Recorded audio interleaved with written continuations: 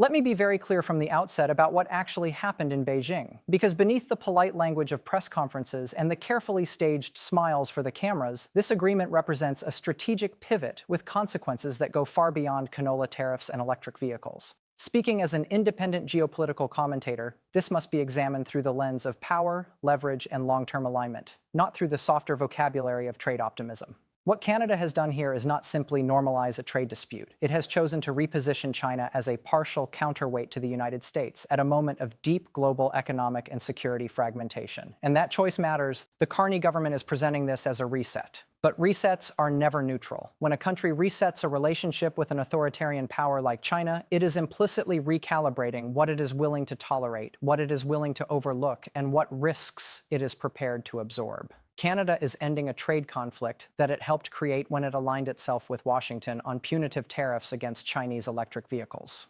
That alignment came with costs, particularly for Canadian agriculture and fisheries, and Beijing responded in the most predictable way possible by applying pressure exactly where Ottawa was most vulnerable.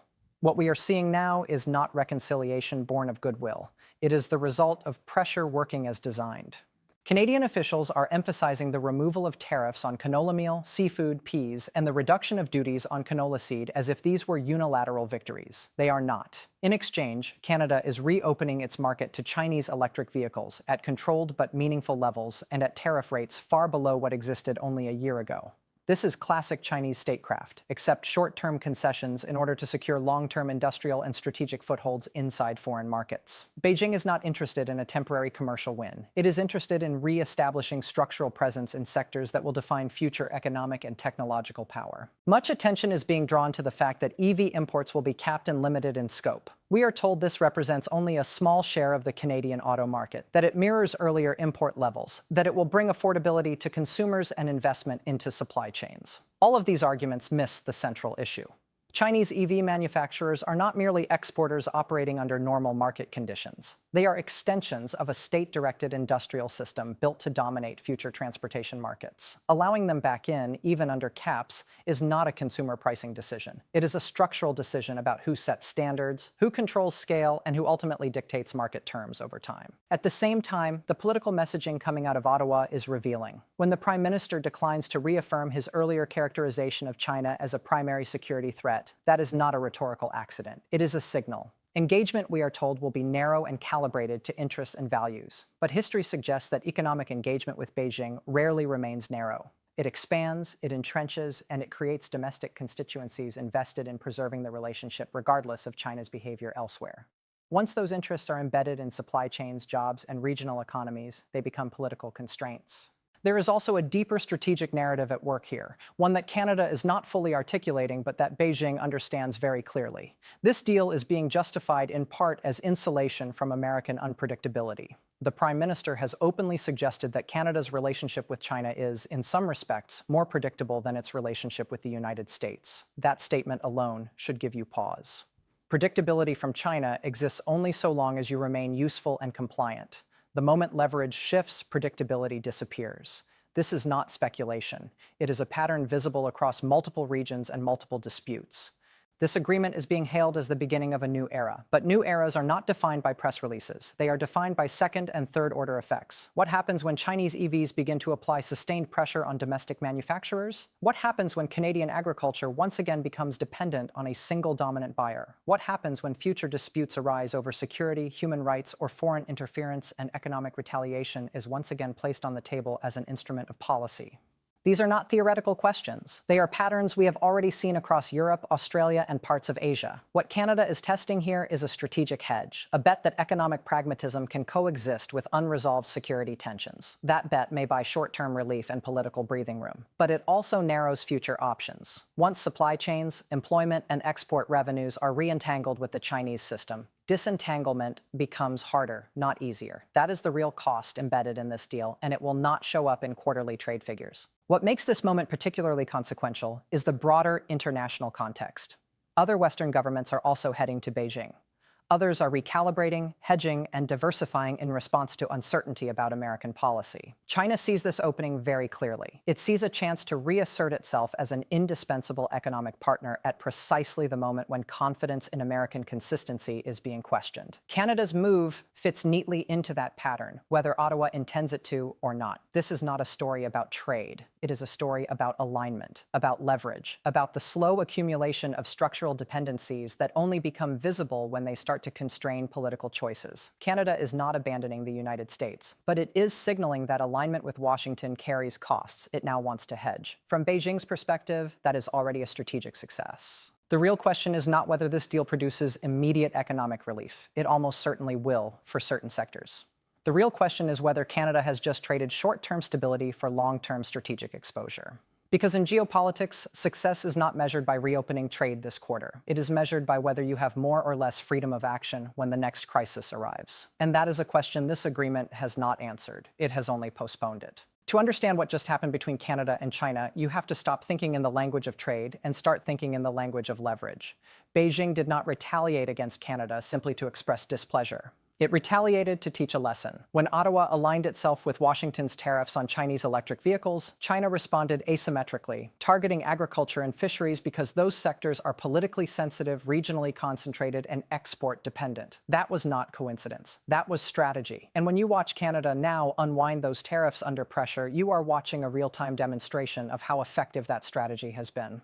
From Beijing's perspective, this outcome reinforces a core belief. Middle powers can be peeled away from US-led economic coordination when the costs are made painful enough and the exit ramp is made attractive enough. China did not demand that Canada abandon its alliance with the United States. It did something more subtle and more effective. It created incentives for Canada to distance itself rhetorically and economically while still claiming strategic independence. That distinction matters because it weakens collective action without forcing a dramatic break that might provoke backlash. Look closely at how this deal is being sold domestically. You hear the language of affordability, job creation, restored export flows, and stability for farmers and fishers who have been squeezed by tariffs. All of that is politically understandable. But none of it addresses the structural imbalance at the heart of the relationship. China can replace Canadian canola more easily than Canada can replace the Chinese market. China can redirect seafood sourcing. Canada cannot easily conjure alternative buyers at comparable scale and speed. That asymmetry is the foundation of Beijing's confidence and the foundation of its leverage. The electric vehicle component deserves even more scrutiny than it is receiving. Chinese EV producers operate in an ecosystem defined by state subsidies, preferential financing, controlled labor costs, and deliberate overcapacity. When those vehicles enter foreign markets, they are not competing on a level playing field, and they are not meant to. They are meant to undercut, to scale, and eventually to dominate. The idea that a simple cap neutralizes that risk misunderstands how industrial displacement works. You do not need majority market share to reshape an industry. You need sustained price pressure, supply chain penetration, and time. Canada's auto sector, particularly in Ontario, has been promised reviews, safeguards, and gradual adjustment. Variations of that promise have been heard before in other countries and other industries. Reviews happen after market dynamics have already shifted. Once investment decisions are delayed, once factories are postponed or canceled, once suppliers reorient, the leverage has already moved. Reviews rarely reverse that momentum. They mostly document it. Then there is the visa-free travel announcement, which may seem peripheral but is not. Visa liberalization is a classic soft power tool. It increases business ties, academic exchange, and influence pathways. China uses this instrument selectively, opening doors when it wants to thicken relationships and closing them when it wants to signal displeasure. Canada is framing this as goodwill. Beijing is framing it as access. Those two interpretations are not the same thing. You should also notice what is being downplayed. We are told that foreign interference was raised. We are told that human rights were discussed. But there are no concrete outcomes attached to those discussions. No benchmarks, no enforcement mechanisms, no consequences articulated. Meanwhile, trade barriers are being removed on a clear timetable. That hierarchy tells you where the urgency lies and where it does not. What makes this moment more consequential is the broader international environment. Germany, the UK, and other Western countries are also re-engaging with Beijing. Many are hedging against American volatility. China sees this clearly. It sees an opportunity to present itself as an indispensable economic partner at a time when trust in US consistency is being questioned. Canada's move fits neatly into that pattern and reinforces it. This is not a moral argument. It is a strategic one. When you deepen economic engagement with a state that has repeatedly demonstrated a willingness to weaponize trade, You are not just buying and selling goods. You are accepting a degree of future constraint. You are betting that interdependence will moderate behavior rather than embolden it. That bet has a mixed track record at best. The real test of this agreement will not be the first shipment of canola or the first batch of imported EVs. The real test will come the next time Canada and China disagree on something that Beijing considers important. When that moment arrives, the question will be simple and unforgiving. Did this deal increase Canada's freedom of action, or did it narrow it?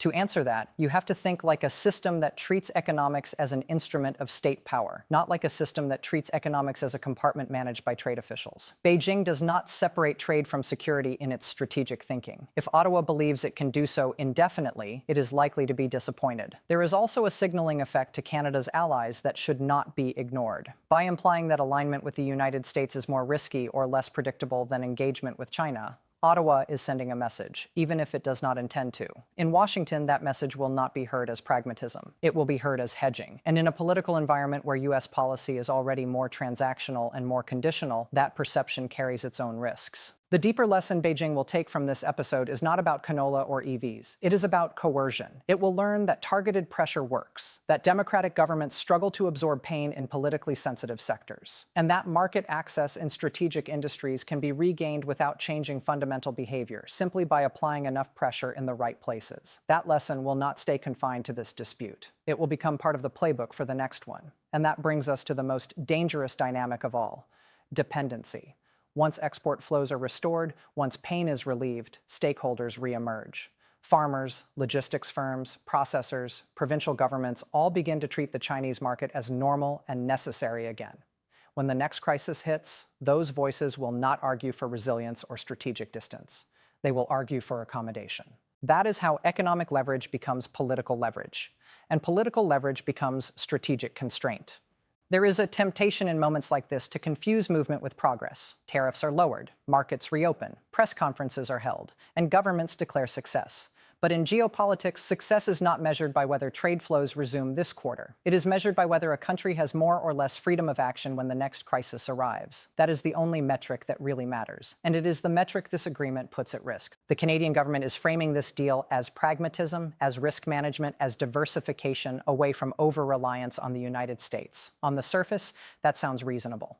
But geography, integration, and decades of institutional and industrial entanglement mean that Canada cannot simply rebalance itself away from the United States in any meaningful strategic sense.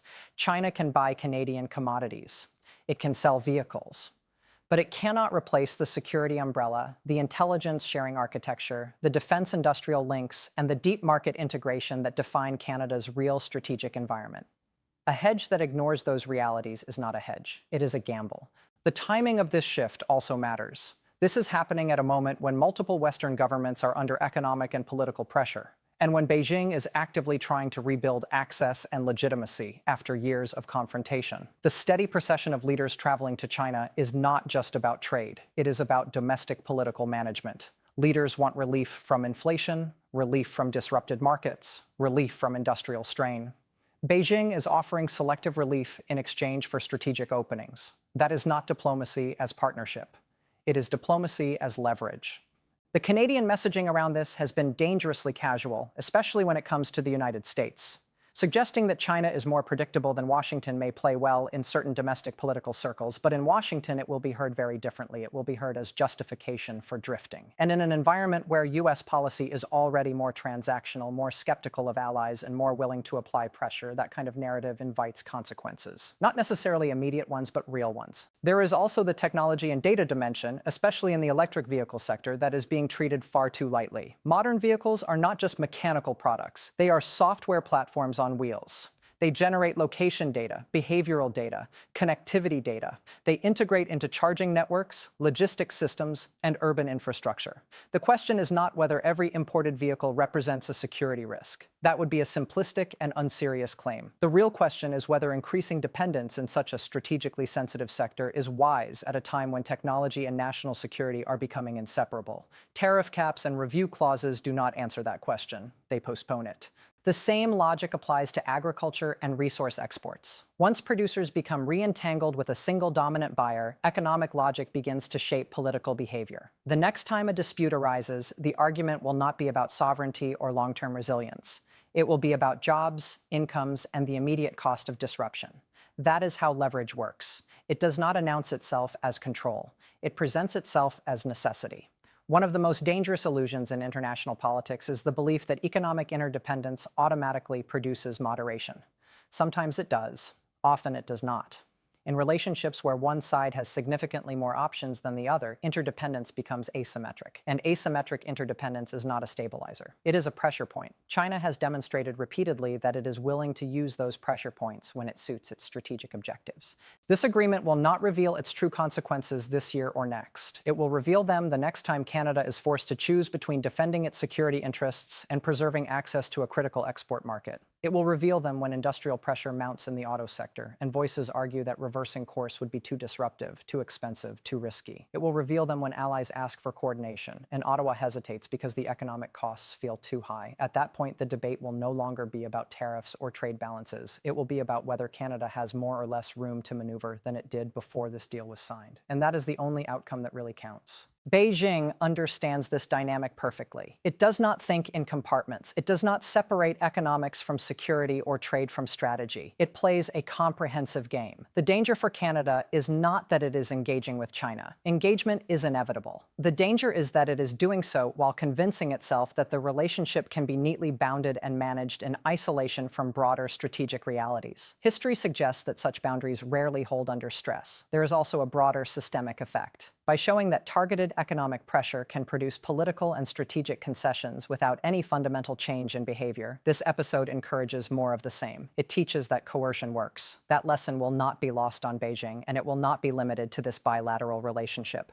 None of this means that Canada has made an irreversible mistake, but it does mean that the costs of this decision will be paid later, not now, and in ways that will not be captured in trade statistics or quarterly growth numbers. They will be paid in reduced strategic flexibility, in narrower options, and in more difficult choices under pressure. The core question then is not whether this agreement delivers short-term relief. It almost certainly does. The real question is whether it increases or decreases Canada's long-term freedom of action. And on that question, the answer is far from reassuring. In geopolitics, you rarely get to choose between good and bad options. You choose between trade-offs. This deal is one of those trade-offs. It trades immediate economic stability for deeper long-term exposure. It trades visible calm for less visible constraint. And those are the kinds of trades that only reveal their true price when circumstances turn against you. That is the cost you only see later.